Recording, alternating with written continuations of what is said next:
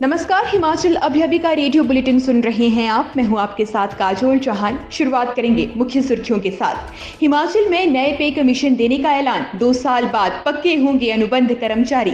JCC की बैठक में किया ऐलान, कर्मचारियों की अन्य मांगों पर विचार करने के लिए एक कमेटी बनेगी। जयराम बोले, जेबीटी बनाम बीएड केस में आए फैसले को करेंगे एग्जामिन, पहले विधि विभाग से लेंगे राय। हिमाचल हाईकोर्ट के फैसले से जेबीटी प्रशिक्षु नाराज, सोलन व मंडी में निकाली रैली। हिमाचल के कुल्लू पहुंचे केंद्रीय मंत्री वीके सिंह, भगवान रघुनाथ के दरबार में टेका माथा। ऊना में खो खो प्रतियोगिता में हिस्सा लेने पहुंची यूपी के 2 टीमें, विवाद होने पर टीम के खिलाड़ियों ने दी आत्महत्या की धमकी। हिमाचल में स्वास्थ्य विभाग का कारनामा, मृतक को भी लगा दी वैक्सीन की दूसरी डोज। और अब खबरें विस्तार से। हिमाचल के सीएम जयराम ठाकुर के आज संयुक्त सलाहकार समिति की पीटर हॉफ शिमला में आयोजित बैठक में बड़ी घोषणाएं की। उन्होंने प्रदेश में पंजाब सरकार के छठे वेतनमान की तर्ज पर कर्मचारियों को नए वेतनमान के लाभ देने का ऐलान किया। इसके साथ सीएम ने कॉन्ट्रैक्ट का कार्यकाल कम करने की भी घोषणा की। अब प्रदेश में 3 साल की बजाय 2 साल में कॉन्ट्रैक्ट कर्मचारी पक्के हो जाएंगे। अनुबंध कर्मचारियों को ये लाभ 30 सितंबर से मिलेगा। सीएम ने कहा कि कर्मचारियों को नया वेतनमान 1 जनवरी 2016 से तय होगा। जनवरी 2022 का संशोधित वेतनमान फरवरी में दिया जाएगा। छठा वेतनमान मिलने से सबसे कम बेसिक वेतन वाले क्लर्क को 3 से 3,500 तक का लाभ होगा।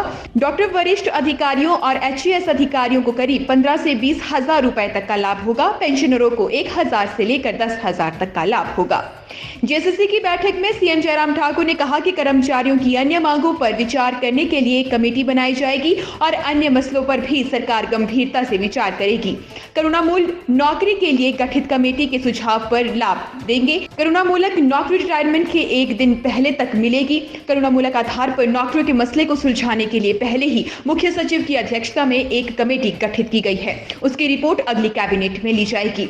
स्टेनोटाइपिस्ट को 10 से 7 साल में रेगुलर करने के आरएनपी रूल में संशोधन करेंगे। जनजातीय कर्मचारियों को लाभ देने का विचार करेंगे। जनजातीय क्षेत्रों में दिहाड़ीदारों को जनजातीय भत्ते देने पर भी विचार करेंगे। मेडिकल बिलों के भुगतान के लिए 10 करोड़ बजट जारी होगा। सीएम जयराम ठाकुर ने कहा कि जेबीटी बनाम बीएड केस में हाईकोर्ट से आए फैसले को सरकार पहले एग्जामिन करेगी। पीटर हॉफ में मीडिया के सवालों का जवाब देते हुए मुख्यमंत्री ने कहा कि किसी एक पक्ष के फेवर में नहीं है, लेकिन फिर भी हिमाचल की स्थितियों के हिसाब से फैसला लेना होगा। फैसले की कॉपी मंगवाई गई है और इसके बाद इस पर विधि विभाग से राय ली जाएगी। शिक्षा विभाग से भी इसके बारे में पूछा जाएगा और इसके बाद फैसला होगा कि आगे सरकार क्या करेगी। गौरतलब है कि हाई कोर्ट से पिछले कल आए फैसले में अब जेबीटी के पदों पर बीएड को भी कंसीडर करने के आदेश दिए गए हैं। ये फैसला एनसीटीई की एक नोटिफिकेशन के आधार पर लिया गया है। हिमाचल जेबीटी भर्ती मामले के लिए बीएड डिग्री धारकों के हक में फैसला होने के बाद नाराज जेबीटी प्रशिक्षुओं ने कक्षाओं का बहिष्कार करना शुरू कर दिया है। शनिवार को मंडी और सोलन जिला में जेबीटी प्रशिक्षुओं ने कक्षाओं का बहिष्कार किया और हाईकोर्ट के फैसले पर रोष जताया। उन्होंने सरकार से जेबीटी प्रशिक्षुओं के हक में सुप्रीम कोर्ट में याचिका दायर करने की मांग की है। जेबीटी बेरोजगार प्रशिक्षु संघ के प्रदेश अध्यक्ष अभिषेक ठाकुर ने कहा कि देश के अन्य राज्यों में जेबीटी को वरीयता दी गई है। उन्होंने कहा कि हिमाचल में जेबीटी विरोधी फैसला किसी सूरत में जेबीटी प्रशिक्षु द्वारा स्वीकार नहीं किया जाएगा। उन्होंने आगे कहा कि जब तक उनके हक में कोई फैसला नहीं लिया जाता, तब तक जेबीटी प्रशिक्षु कक्षाओं का बहिष्कार करेंगे। शेष समाचार ब्रेक के बाद। आपके स्वास्थ्य का प्रहरी श्री बालाजी हॉस्पिटल, कांगड़ा, हिमाचल। केंद्रीय परिवहन व सड़क राजमार्ग राज्य मंत्री जनरल वीके सिंह शनिवार को हिमाचल के कुल्लू पहुंचे। आज वे हवाई मार्ग से सुबह भुंतर एयरपोर्ट पहुंचे। कुल्लू पहुंचने पर उन्होंने यहां से कुल्लू मनाली राष्ट्रीय राजमार्ग का निरीक्षण किया और एनएचएआई अधिकारियों से कार्य की प्रगति के बारे में भी चर्चा की। जनरल वीके सिंह अटल टनल रोहतांग का दौरा करेंगे। केंद्रीय मंत्रालय से लेकर देश विदेश के पर्यटक अटल टनल पहुंच रहे हैं। केंद्रीय मंत्री रात्रि विश्राम मनाली में करेंगे और रविवार सुबह दिल्ली लौट जाएंगे। भुंतर पहुंचने के बाद वीके सिंह यहां से सीधे कुल्लू में पूर्व सांसद महेश्वर के न्योते पर सुल्तानपुर पहुंचे। वहां वीके सिंह ने भगवान रघुनाथ के दरबार में माथा टेका। उन्होंने महेश्वर सिंह के साथ बातचीत की। यहां से वे सीधे मनाली की ओर रवाना हुए। हिमाचल प्रदेश के ऊना जिला के इंदिरा गांधी खेल परिसर में शनिवार को शुरू हुई नेशनल लेवल सब जूनियर खो खो चैंपियनशिप के दौरान उस वक्त हंगामा हो गया जब उत्तर प्रदेश से प्रतियोगिता में भाग लिए दो टीमें मैदान पर पहुंच गई। वहीं प्रतियोगिता में भाग न लेने की सूरत में कोच और खिलाड़ियों ने आत्महत्या करने की चेतावनी दे डाली।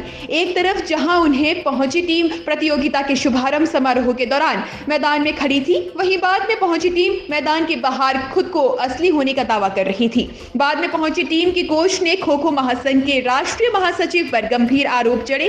खो खो संघ के राष्ट्रीय महासचिव ने इन आरोपों को खारिज किया। असली नकली के विवाद को लेकर प्रतियोगिता के दौरान काफी गहमा गेमी भरा माहौल देखने को मिला। हिमाचल के जिला ऊना में बिना वैक्सीनेशन के कई लोगों को डबल डोज के सर्टिफिकेट जारी करने वालों में मृतकों के नाम भी शामिल है। ऐसा ही एक मामला उपमंडल अंब में देखने को मिला है, जहां पर एक मृतक महिला को डबल डोज का सर्टिफिकेट जारी कर दिया गया, जबकि महिला की मौत करीब 2 माह पहले ही हो चुकी थी। स्वास्थ्य विभाग की ओर से इस प्रकार की कार्यप्रणाली से हर कोई हैरान है। उपमंडल अंब के ब्रह्मपुर की 60 वर्षीय सुदेश कुमारी को कोविड की पहली डोज 27 अप्रैल 2021 को लगी थी। वृद्धा की प्रथम डोज का सर्टिफिकेट बेटे के मोबाइल फोन पर आता था।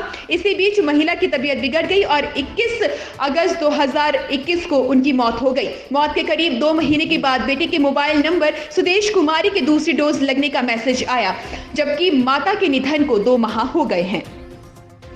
इस बुलेटिन में फिलहाल इतना ही। इजाजत दीजिए। नमस्कार।